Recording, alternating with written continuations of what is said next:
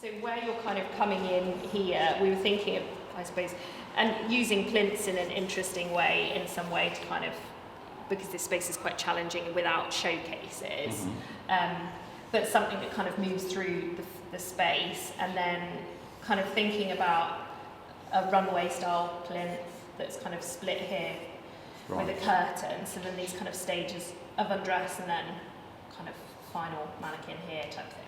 With this being an adaptable space that we can add on kind of stage as part of the funding, we're looking at how we could add on some kind of attachable stage. So this is something itself that can be turned into a kind of performance space itself.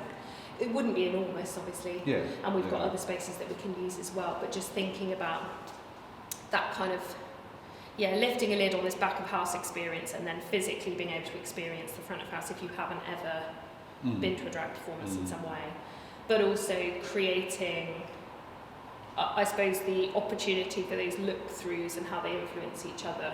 I like the idea of there being, still being able to have a performance on at the same time as people enjoying the exhibition, not necessarily having it as kind of it's closed because there's a performance.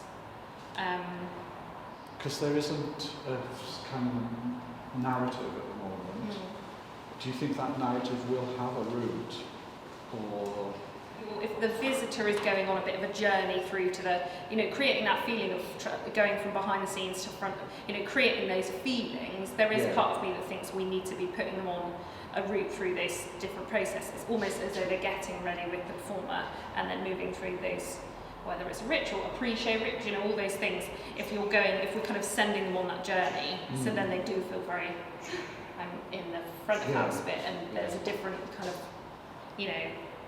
because there's an opportunity to kind of create your own performance. What would your own performance have? Would you be choosing props? Would you be so we could build that in really effectively if we were kind of creating a route for them to move through, so they get that, that we're kind of building up those feelings.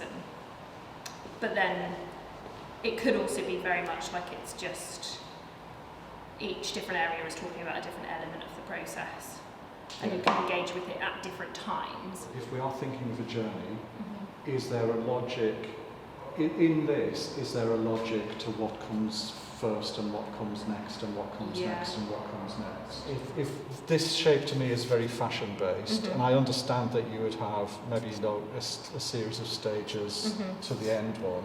I suppose I'm just thinking if we had a different shape, could you do a series of stages that go round to the end one rather than, and maybe this might look more like a stage from here.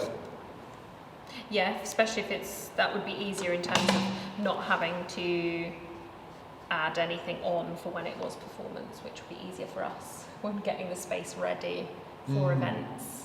And also, again, depending on the zones, you're speaking to wigs, you're speaking to padding, you're speaking to makeup. So actually, that's quite a nice idea. Draw that on. So that's quite a nice idea. The way that you're kind of without it's not kind of explicit in that way, but something's referencing if it was wigs up here and then it's makeup here, and you're kind of, that's the stages of undress to dress, if it's referencing the things around you. So if it is a dressing table as part of this, in terms of within that space, so we're already showing that there's these two worlds are kind of colliding in that way.